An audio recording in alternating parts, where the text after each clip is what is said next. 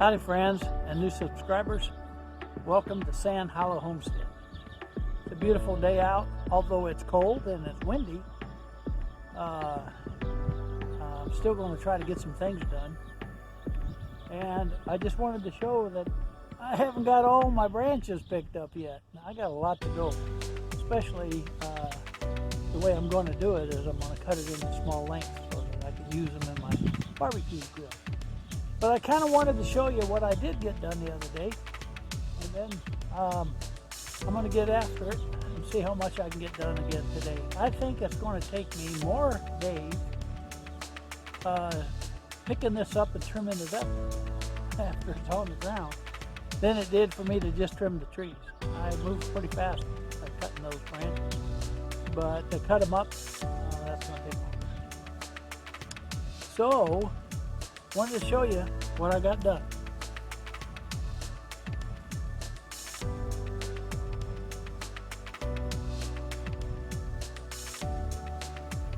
So I wanted to show you what I got done, and I got the rose bushes and the tree, all that wood picked up, and there's a few pieces left that fell out of the wagon, but I had quite a bit over there where that Red Delicious apple tree is, and I picked all that up. And then of course all of these bush branches that I cut, and I think there's just a wee bit of branches left by these two apple trees, and then the huge pile of apple branches that I cut off this year. So that's what I'm going to be doing today, and I've got plenty to do. Now, I will probably have to put my hood on at times when that wind is, when I'm exposed to the wind. Right now I'm standing behind this building. So, I guess I better get going. See you later.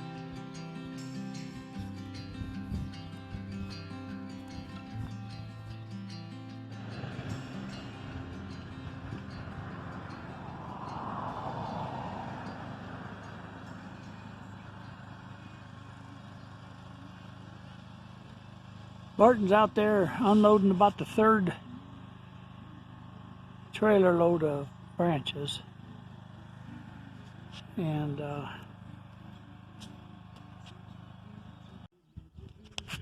so we were able to pick up all these branches along these trees. Now it does look a lot better. Now you can really see that grass coming up.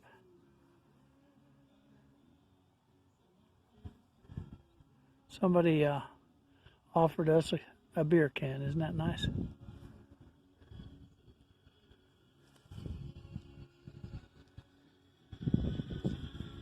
Yeah, even the bushes, right? Rose bushes were picked up. I'm going to end up doing those other rose bushes in the railroad ties next week. So today's Saturday, we got her picked up. Thanks to BART, my good helper. We were just out here talking about the garden, or looking at what we have, and of course Dad just starts working as he's talking. And I was commenting how these tomato plants, they've been out here during the winter, and I know they're not green, but they look pretty nice and straight considering how tall they were. Close 7+ feet tall, and you can see they're right up to the top of the cages, and they're all nice and straight, and now it's nice and easy. They're all dry. We can come in here, pull them out, nice and brittle. Where when they're green, sometimes they're not so easy to pull out, especially out of the ground. They get those big old roots and kind of hard to pull out sometimes.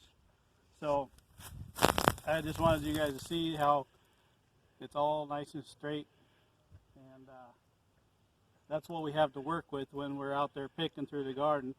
You get those branches coming out, you can push them back in, or you can break them off, you know, if they're in your way, because there's definitely plenty of plant growing up in there at that height.